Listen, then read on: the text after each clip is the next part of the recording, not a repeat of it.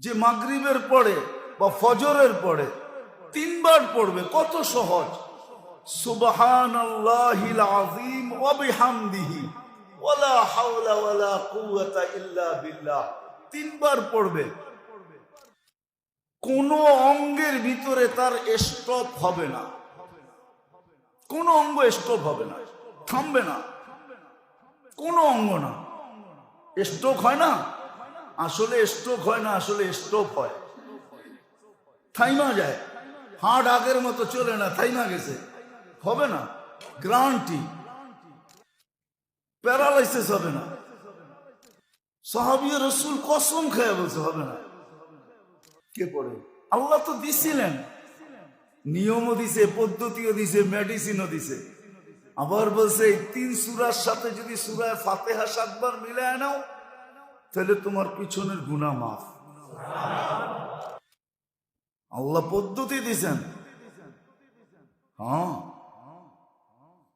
আমি হাদিস বলতেছি। আল্লাহর রাসূল দাঁড়ায়া পেশাব করারও বৈধতা দিছেন।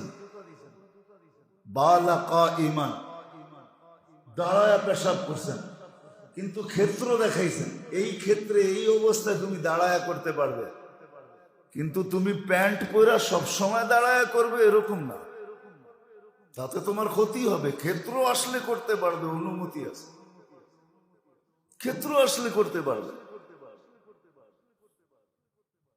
তো যেটা বুঝাইতেছিলাম মেরে দোস্ত, আজকে আমরা বিপর্যয়ের শিকার এই জন্য, শারীরিকভাবে বলেন, ব্যক্তিগতভাবে বলেন, পারিবারিকভাবে বলেন, সংসারগত বলেন, সর্ব জায়গায় আমরা বিপর্যয়ের শিকার।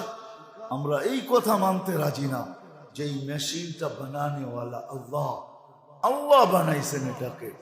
এটাকে সুরক্ষিত করার পদ্ধতি আল্লাহ, এটাকে হেফাজত করার পদ্ধতি আল্লাহ, এটাকে পরিচর্যা করার পদ্ধতি আল্লাহ, এটাকে রক্ষণাবেক্ষণের পদ্ধতি আল্লাহ। ওই পদ্ধতি অনুযায়ী এটাকে রক্ষিত হবে, এটা পরিচর্যা হবে, এটার হেফাজত হবে, এটা সুরক্ষা হবে, তো এটা সুস্থ থাকবে, সবল থাকবে, সুন্দর থাকবে, সুখ পাবে, সবকিছু সে পাবে, ওয়াদা আছে। এটাই বুঝাইতে বুঝাইতে জীবন শেষ। আমরা বসতেও চাই না, করতেও চাই না। হ্যাঁ, যারা করে, যারা বোঝে, যারা করতেছে, বলে তারা কি মরবে না? অবশ্যই মরবে। মানুষ কারণ নিয়েই মরবে, কারণ ছাড়া মরবে না। আবার কারণ কেন